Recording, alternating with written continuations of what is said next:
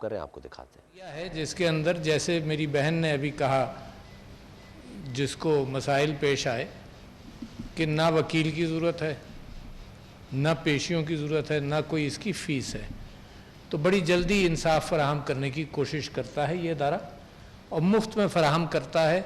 और जल्दी की मिसाल मैं आपको ये दूं कि कम से कम अपनी बात कर सकता हूँ, ये भी 3 महीने के अंदर फ़ैसला करते हैं, अपील के अंदर 1-2 महीने और गुजर सकते हैं।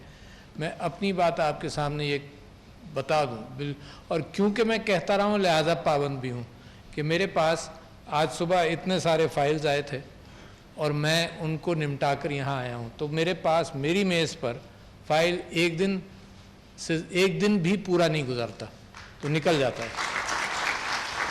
अच्छा, और ये अमानत है, मतलब मैं किसी के ऊपर एहसान नहीं कर रहा हूँ, अपने ऊपर कर रहा हूँ कि ये अमानत है। जिस जगह पर मैं हूँ मेरे ऊपर ये फ़र्ज़ बनता है कि लोगों को इंसाफ जल्द अज जल्द फराहम करूँ। तो ये इदारा बड़ा मजबूत है।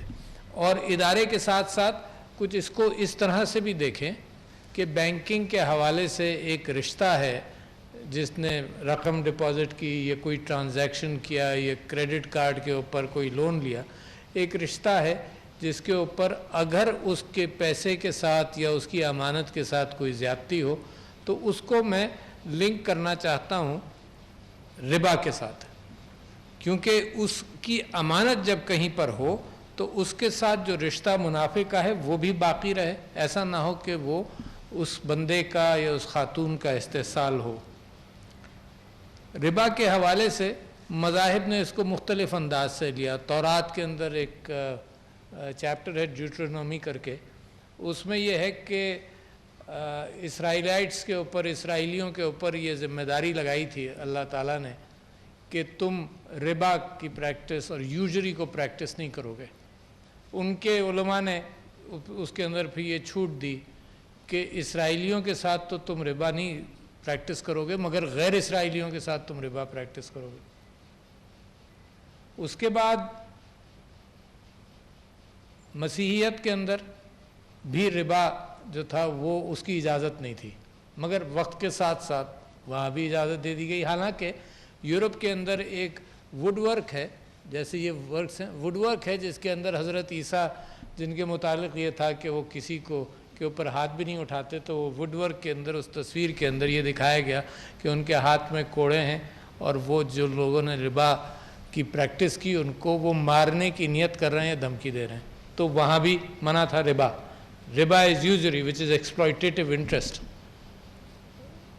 और इस्लाम के अंदर भी रिबा जो था, जहाँ एक्सप्लॉयटेशन हो, इस्तेसाल हो, वहाँ पर मुनाफाखोरी बंद है। तो इस्लाम ने भी इस बात का एहतमाम किया।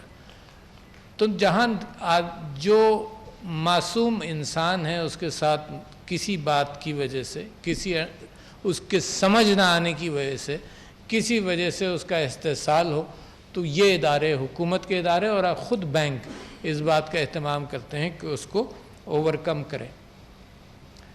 और ये बड़ी पुरानी चीज़ है। अच्छा, जैसे जैसे इंस्टीट्यूशंस बनते जाते हैं वैसे वैसे ये बैलेंस क्रिएट होता है।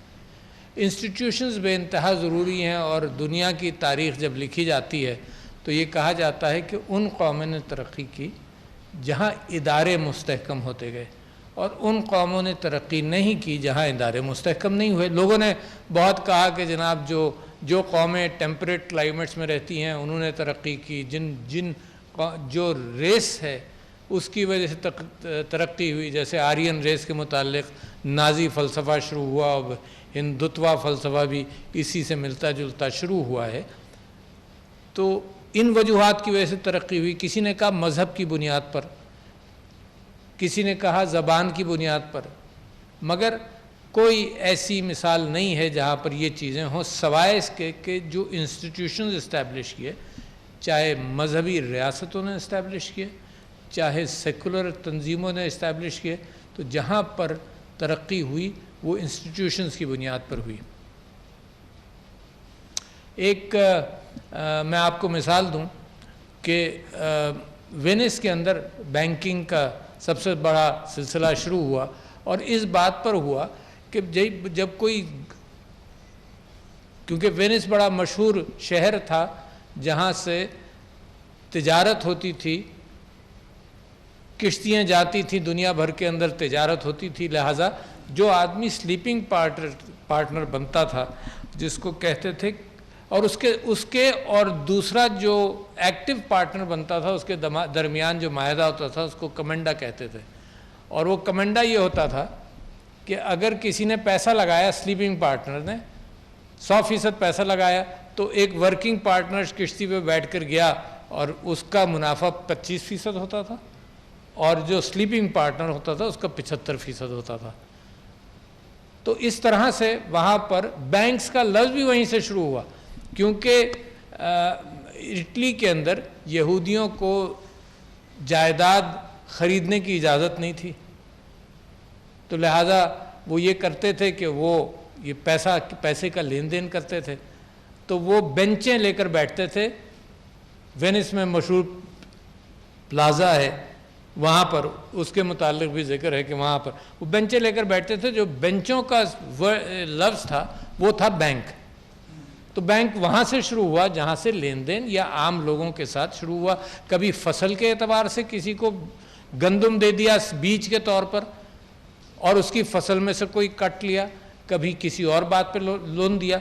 तो ये इंस्टीट्यूशंस बनते चले गए, मगर जहाँ जहाँ इंस्टीट्यूशंस बन गए वहाँ तरक्की हुई कि किसी का माल जायदाद स्लीपिंग नहीं रहा।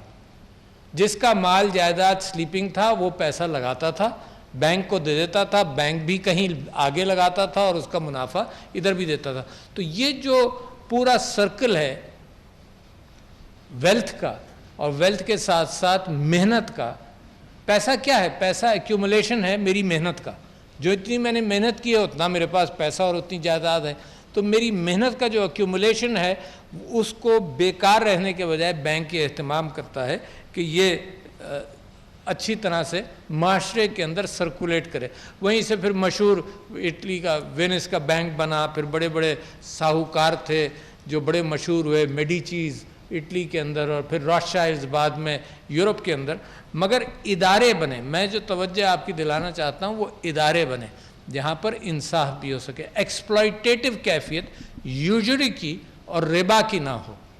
तो वो इदारे जो हैं जो इंसाफ करने पर इंसिस्ट करें, बैंक खुद भी करे, और बैंक के पास कभी ऐसा इत्तेफाक हो कि बैंक ना कर सके तो ये वफाकी मुहतसिब हैं। कोर्ट्स भी हैं, मगर ये एक इंटरमीडियरी बड़ा अच्छा स्टेप है, स्मॉल क्लेम्स कोर्ट कह लीजिए, जहाँ पर ये छोटी छोटी चीज़ों का भी फैसला हो जाता है, बड़ों का भी फैसला होता है, लाखों रुपए के फैसले भी होते हैं, करोड़ों के फैसले भी होते हैं, मगर आम आदमी के लिए कोई तकलीफ़ ना हो। तो ये इंस्टीट्यूशन इस माना करके बड़ी अहमियत रखता है। अब इसकी अहमियत क्या है और क्या अहमियत है, वक्त के साथ साथ बढ़ती चली जाएगी। जब मैं सुप्रीम कोर्ट में मैंने एक पिटीशन फाइल की थी ओवरसीज़ पाकिस्तानीज़ की वोटिंग के लिए, तो और मैं पुरानी पिटीशन है मुसलसल चल रही थी, और 2017 के अंदर जब सुप्रीम कोर्ट में मैं पहुंचा ये पिटीशन को सपोर्ट करने के लिए, तो किसी ने ये कहा चीफ जस्टिस से कि जनाब ये जो बैंकिंग, ये जो ट्रांजैक्शंस हैं, अगर वोट का ट्रांजैक्शन है उसमें तो बड़ा घपला हो सकता है, हैकिंग हो सकती है। तो मैंने कहा यकीनन हो सकती है। देखें हवाई जहाज़ के अंदर ये रिस्क है कि हवाई जहाज़ गिर सकता है, गाड़ी में बैठते हैं एक्सीडेंट का रिस्क है, बट प्रोपोर्शन क्या है। तो मैंने चीफ जस्टिस साहब साकिब निसार साहब थे, तो उनको मैंने टेलीफोन निकाल कर कहा कि जनाब क्या आप वाकिफ़ हैं इस बात से कि एक दिन में कितने पैसों का ट्रांजैक्शन होता है दुनिया में। तो उन्होंने कहा कि सम बिलियंस ऑफ डॉलर्स का होता होगा। तो मैंने उनको कहा, जबकि ताज़ा बात थी मेरे जहन में, 2017-18 के शुरू की बात कर रहा हूँ, तो $5 trillion every day went through some IT transaction, $5 trillion. अच्छा, $5 ट्रिलियन के अंदर आपने ये भी सुना होगा कि कहीं धोखा हो गया। बांग्लादेश के अंदर एक बड़ा स्कैम हुआ, 200-400 मिलियन डॉलर का, वो भी हैं। मगर compare to the amount of transactions, तो ये चीज़ इंटरनेट की मूवमेंट ऑफ मनी को न रोक सकते हैं, ना उसका असर जो मेरी और आपकी ज़ाती ज़िंदगियों में बढ़ता जा रहा है उसको भी नहीं रोक सकते। अब इसके अंदर स्कैम्स भी होंगे। तो स्कैम तो जब से इंसान पैदा हुआ उसके साथ अल्लाह मियां ने शैतान की दोस्ती कर दी, तो स्कैम तो जब से चल रहा है।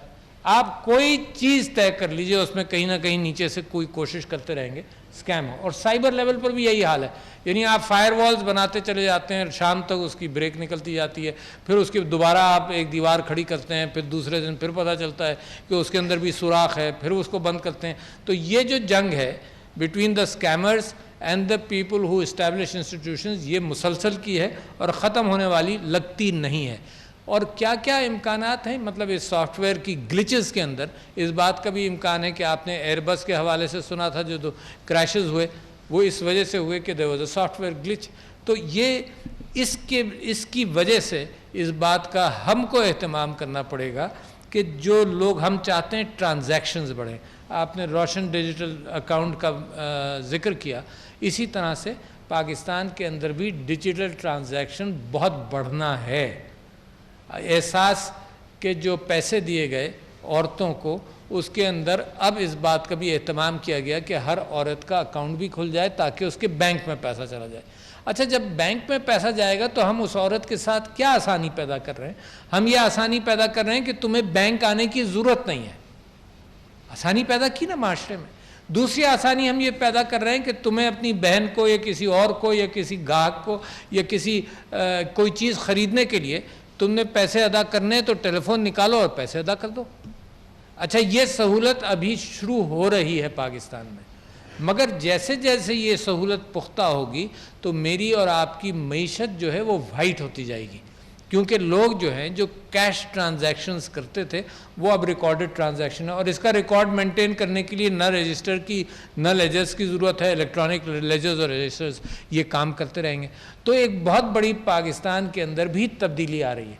यानी चाइना के अंदर तो ये यहाँ तक तब्दीली आ गई कि जो भिखारी है अब वो भी बेकार हो गया। वो सड़क पर बैठा हुआ, लोगों के पास कॉइन्स नहीं होते, कैश नहीं होता, तो वो QR कोड रखता है। अब वो कहता है कि तुम तस्वीर लेकर मुझे पैसे भेज देना। This is true, it's not a joke, this is true कि वो कैशलेस इकॉनमी बन गई। तो नतीजा क्या हुआ कि टैक्सेशन के एतबार से भी मामला ओपन हो गया और वाइट हो गई। और जब वाइट इकॉनमी हो गई तो जब सबको किसी चीज़ की फ़िक्र नहीं तो पैसा रुकेगा भी नहीं, चलेगा। मगर इसके साथ साथ जो स्कैमर्स हैं वहाँ पर बैंकिंग के हवाले से, वहाँ पर बैंकिंग मुख्तसर और बैंक खुद। अच्छा, मैं बैंकिंग इंडस्ट्री से भी एक दरख्वास्त करना चाहता हूँ। बहुत कुछ आपने इस बात पर छोड़ा था कि कंपटीशन होगा और ख़ुद ही लोग देख लेंगे। मैंने क्रेडिट कार्ड रखने शुरू किए कि बाहर जाता था तो ज़्यादा आसानी थी। पाकिस्तान के अंदर मैं क्रेडिट कार्ड कम ही इस्तेमाल करता था। अच्छा जी, और इतना ऐसा होता था कि आपने 500 रुपये देने और एक दिन लेट हो गए आप तो ऊपर से 2000 का जुर्माना हो गया। अच्छा, ये बात समझ में नहीं आई, I am exaggerating the figures, ये बात समझ में नहीं आई कि देने मैंने इतने से थे। और एक हकीकी फ़िगर आपको बताऊं कि एक हकीकी फ़िगर ये है कि मेरे बेटे का, कि उसने पेमेंट भी कर दिया मगर 80 पैसे कम थे और बैंक ने जुर्माना उसके ऊपर 2000 रुपये का कर दिया, 80 पैसे कम थे। अच्छा, दिस इज़ एक्सप्लॉइटेटिव। मतलब इसमें क्या मुश्किल है कि सिस्टम के अंदर ये बात ना आ जाए कि ऐसा एक्सप्लॉइटेशन ना हो। फिर वो फ़ोन करता रहा, और जब मेरे साथ भी होता था मैं फ़ोन करता रहता था। आपने फरमाया कि कोई दीवार नहीं है आजकल के ज़माने में। मेरा 2 साल का तो एक्सपीरियंस प्रेसिडेंसी में है, तो वहाँ तो कोई दीवार, सारी दीवारें नीचे हो गई हैं। मगर जब मैं बाहर था तो बड़ी दीवारें थी। अब मैं फ़ोन पर लगा हुआ हूँ, इंतज़ार कर रहा हूँ। भाई, कोई तुम्हारी समझ में नहीं आया तो किसी सुपरवाइज़र को दे दो। उन्होंने कहा मैं खुद ही सुपरवाइज़र हूँ। अब बैठे में आप उसी से झक कर रहे हैं। अच्छा, लाइन कट गई तो आपने दोबारा मिलाया, फिर असर 9 जब से वो बच्चा पैदा हुआ था, जब से कहानी शुरू हो गई। तो मैं बहुत सारी ऐसी परेशानियों से गुजरा हुआ हूँ जहाँ पर बड़ी मुश्किल से किसी तक बात पहुँचती थी। मैं तो जानती ही नहीं था। पहला एक ज़माना था कि आपने डायरेक्टरी खोली टेलीफोन की और देखा भाई कौन है, किससे बात कर सकते हैं, आपने किसी से बात कर लिया फ़ोन उठाकर। अब ये जो कॉल सेंटर्स हैं ये अपने से आगे बात जाने ही नहीं देते। तो लिहाजा जो कम्युनिकेशन है that is also an area which needs to be improved upon. तो क्रेडिट और डेबिट कार्ड्स के अंदर भी अब जब यहाँ पर आए बैंकिंग के मुकदमे आते रहे, अब उसके अंदर एक कैफियत ये मिसाल के तौर पर कि किसी चीज़ के अंदर कोई औरत है, कोई मर्द है जो परेशान पड़ा हुआ है कि जी मेरा, जैसे इस बहन ने भी कहा कि जी मेरे साथ ये ज़्यादती हुई और मुझे मेरी रकम चोरी हो गई या खो गई है, जो कुछ भी हुआ ट्रांजैक्शन में, अब इसका क्या होगा। तो हम कोशिश करते हैं कि वो रकम वापस मिल जाए। फिर मैंने ये बात शुरू की, हालांकि कानून इतना क्लियर नहीं है, मैंने ये शुरू किया कि मेरा और बैंक का रिश्ता तो खालिस सूद पर था ना, या मुनाफे पे था, खालिस मुनाफे पे था। मैं 10 दिन लेट कर दूं किसी चीज़ को तो मेरे ऊपर जुर्माना लगता था। अब जब बैंक लेट कर दे पेमेंट तो वो मुनाफे के बगैर कैसे दे सकता है। तो मैंने वो रिश्ता म्यूचुअल कर दिया है। अपने फैसलों में जो अपील्स मेरे पास आती हैं, इट इज़ म्यूचुअल, कि जब मेरे ऊपर तुम जुर्माना लगाते हो, जब मेरे ऊपर जुर्माना लगाते हो हैं, और जुर्माना लगाते हो और उसके ऊपर इंटरेस्ट चार्ज करते हो कि जो पेमेंट्स हमने नहीं किया, और these are exorbitant interest which happen around, खुदा ना खासा कोई एक पेमेंट मिस कर जाए तो वो रोता ही रहता है फिर कि मैंने क्या क्या क़यामत मैंने अपने ऊपर बुला ली, कौन सा पहाड़ मैंने अपने सर पर तोड़ दिया, कि वो फिर बढ़ता ही जाता है, वो रुकता ही नहीं है मामला। तो लिहाजा अगर बैंक की वजह से पेमेंट लेट हो गया किसी वजह से, या फ़ैसला होते होते साल भी लग गया, तो मेरी दरख्वास्त ये है, और मैं करता भी हूँ इस बात की कोशिश, कि वो उसके साथ मुनाफा भी उस आदमी को वापस मिल जाए। उसकी रकम बेचारे की 1-2 साल बाद रकम वापस हो रही है। इंश्योरेंस के अंदर तो खैर भी ये बहुत होता था कि जो बैंक्स अपनी बैंक्स के ज़रिए इंश्योरेंस पॉलिसीज़ बेची जाती थी, तो लोग ये समझते थे, वो गलतफहमी हो जाती है। अब बैंक में बैठे हैं, आपके ऊपर आपको बैंक के ऊपर भरोसा है कि जो भी ये प्रोडक्ट बेच रहे हैं ये रिलायबल होगी। अच्छा, पता ये चला कि वो आपने जो मैनेजर था, जो मैनेजर बेचता था इंश्योरेंस पॉलिसी, आपको ताज्जुब नहीं होगा क्योंकि आप सब बैंकिंग और इंश्योरेंस इंडस्ट्री से यहाँ बैठे होंगे, मगर जो दूसरे लोग हैं उनको ज़रूर सुनकर पता चलेगा कि जो प्रोडक्ट का मुनाफा था तो वो 41% या 40% पहले ही साल में मैनेजर को मिल जाता था।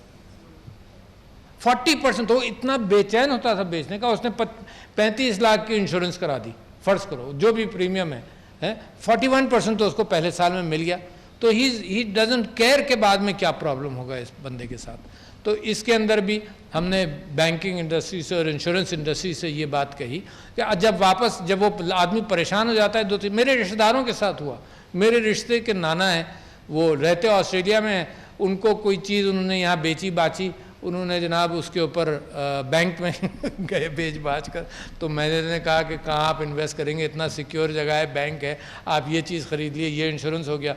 अच्छा, 1 साल बाद जब उनको और मज़ीद पैसे मुसलसल देने का दस्तखत करके आ गए थे स्मॉल प्रिंट में, जब वो देने का उन्होंने कहा ये तो मैं ख़रीदना ही नहीं चाहता था। अब वो ऑस्ट्रेलिया में बैठे हैं। तो मैंने ये कहा, बैंकिंग मुहतसिब से भी कहा, इंश्योरेंस वालों से भी कहा कि भाई इसके अंदर ये आसानियाँ पैदा करें कि इस तरह से लोगों को एक्सप्लॉइट नहीं किया जाए। ये है यूजरी, असल में रिबा ये है कि आप किसी का इस्तेसाल करें।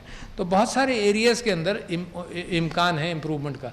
मैं बैंकों से गुजारिश करता हूँ, एक तो ये करता हूँ कि आप कोशिश करते रहें, जिस अंदाज से बैंकिंग के अंदर मुतसबीन फ़ैसला कर रहे हैं, है ना, एक जनरल पैटर्न है इंसाफ का, उस पैटर्न को अगर आप अपना लें तो प्रेशर यहाँ पर कम हो जाएगा। एक बात। दूसरी बात ये कि इसको ज़्यादा प्रचार करें। जैसे आपने बताया कि तकरीबन 41% बढ़ गई हैं कंप्लेंट्स। इसकी 2 वजूहत है। एक तो आप अच्छा काम कर रहे हैं, लोगों को ये भरोसा पैदा हुआ कि अगर मेरे साथ ज़्यादती होगी तो कोई इदारा है जो मुफ्त में और जल्दी फ़ैसला कर देगा। इसी वजह से मैंने जब असेंबली में था, इससे हटकर बात कर रहा हूँ, मैंने ऑल्टरनेट डिस्प्यूट रेजोल्यूशन पर बड़ा काम किया कि ऑल्टरनेट डिस्प्यूट रेजोल्यूशन का मतलब होता है कि भाई फ़ैसला करा दो, बजाय इसके कि ये कोर्ट में जाएं, लड़ें झगड़ें, मारपीट हो, कत्ल हो जाए, कई साल में फ़ैसले होते हैं, तो आपस में फ़ैसला करा दो। तो ऑल्टरनेट डिस्प्यूट रेजोल्यूशन दुनिया के अंदर बड़ा आजमाया हुआ तरीक़ा है कि लोगों के अंदर बजाय इसके कि अदालतों के चक्कर काटें, और अदालत में किसी चीज़ को प्रूव करना बहुत ही मुश्किल है। यानी जो आपके यहाँ की रकम लेकर बाहर ऐश कर रहे हैं उनको प्रूव करना आपकी समझ में नहीं आ रहा है लोगों के कि कैसे प्रूव करेंगे, किस किस चीज़ की रसीद कहाँ से लाएंगे। तो इस माना करके लोगों को बिठाकर और ADR किया जाए। तो ये भी एक ऐसा तरीक़ा है जिसके अंदर जल्दी रेजोल्यूशन हो जाता है, और फिर इस बात का भी इम्कान है कि जब मैं कभी मैं ज़रूरत महसूस करता हूँ कि फ़रीक़ैन को बुलाकर सुन लिया जाए, विच इज़ एन एडवांटेज। और उसके अलावा भी फ़रीक़ैन को ना भी बुलाना चाहे तो मामला इतने क्लियर हो जाते हैं कि फ़ैसला करने में आसानी हो, तो लोगों के ऊपर अखराजात भी ना हो। एक आध फैसला हमने इस बात का भी किया कि यार ये गरीब आदमी, कैन यू इमेजिन, इंश्योरेंस की आपको मिसाल दे रहा हूँ, कैन यू इमेजिन कि एक औरत ने, उसके हस्बैंड की डेथ हुई थी 2006 में, और 2006 में उसकी डेथ हुई और उसको इंश्योरेंस कंपनी ने 25,000 रुपये दे दिए, क्योंकि ग्रुप इंश्योरेंस थी उसकी। उसने कहा तुमने सबको 1,40,000 रुपये दिए हैं और मुझे तुमने 25,000 दिए। अच्छा, अब ये बेचारी मारी बेवा मारी फिर रही है, कभी 2006 से, कभी इधर कभी उधर, कोई सुन ही नहीं रहा उसकी बात। तो हमारे यहाँ जब फैसला आया तो हमें तो बड़ी तकलीफ हुई इस बात की कि यार जब तुमने सबको 1,40,000 दिए, इसको 25,000 देकर निपटा दिया। तो उन्होंने कहा अच्छा जी हम 1,40,000 देंगे। मैं कहा नहीं 2006 से लेकर आज तक मुनाफा भी दो इस बेचारी को। तो देर आर केसेस जिसके अंदर आपको वाकई अंदाज़ा होगा कि कभी कभी वो ब्यूरोक्रेसी के अंदर या सिस्टम के अंदर खो जाता है, दब जाता है। तो ये इंसाफ, जैसे मैं बैंकिंग मोहतसिब से कह रहा था कि ये आपको यकीनन, जैसे मुझे तनख्वाह भी मिलती है, मगर ये काम तो बड़ा सवाब का काम भी है ना। अगर उसको मैं मद्देनज़र रखूं तो मेरी आक़िबत ही, मेरे गुनाह जो हैं बहुत सारे माफ़ हो जाएंगे। तो मैं गुजारिश ये कर रहा था कि अपने इंस्टीट्यूशंस को भी इम्प्रूव करें और लोगों के अंदर इस बात का ज़्यादा प्रचार कर दें कि एक इदारा है, आप जब फैसला करें या कोई ऑब्जेक्शन लेकर आए तो उनको ये भी बता दें कि अगर तुम यहाँ से सेटिस्फाइड नहीं हो तो तुम मुहतसिब के पास जाकर फ़ैसला करा सकते हो। तो this is a good institution. मैं शुक्रिया अदा करता हूँ सबका। एक दो चीज़ों का जिक्र करूँगा। आपने मुझे याद दिलाया कि मेरी आपकी मुलाकात हुई थी वहाँ स्टेट बैंक में जब मैं गया था, और मैं इसलिए गया था, मैं और समीना अलवी इसलिए गए थे आपके पास स्टेट बैंक में कि हमने दरख्वास्त ये की थी कि डिसेबल्ड लोगों को मुलाजमतें दें और उनको ट्रेन करें। तो वो स्टेट बैंक ऑफ पाकिस्तान के गवर्नर ने मुझसे माजरत कर ली थी आज थोड़ी देर पहले उन्होंने, कि प्राइम मिनिस्टर साहब ने बुला लिया। तो मैं उनसे ये कह रहा था और आपसे भी ये कह रहा हूँ कि इसके अंदर जब मैं आपके यहाँ ले गया था और गया था तो मैंने आपसे ये कहा था 3 महीने बाद आऊँगा। वो कोविड ने सब चीज़ों को तितर बितर कर दिया, मगर इस माना करके नहीं किया कि मेरे काम के अंदर कमी हुई। तो लिहाजा मैं उम्मीद करता हूँ कि उसके अंदर आपका काम जारी रहे। औरतों की मुलाजमतें और डिसेबल्ड लोगों की मुलाजमतों का ख़ास तौर पर ख्याल रखें। मैं आपका बेइंतहा मशकूर हूँ और एक्सप्रेस वालों का ख़ास तौर पर भी, और जो बैंक जिन्होंने इस चीज़ को स्पॉन्सर किया, क्योंकि ये कम्युनिकेशन माशरे की इम्प्रूवमेंट के लिए और इंस्टीट्यूशंस को बनाने के लिए बेइंतहा ज़रूरी है। शुक्रिया। अस्सलाम वालेकुम।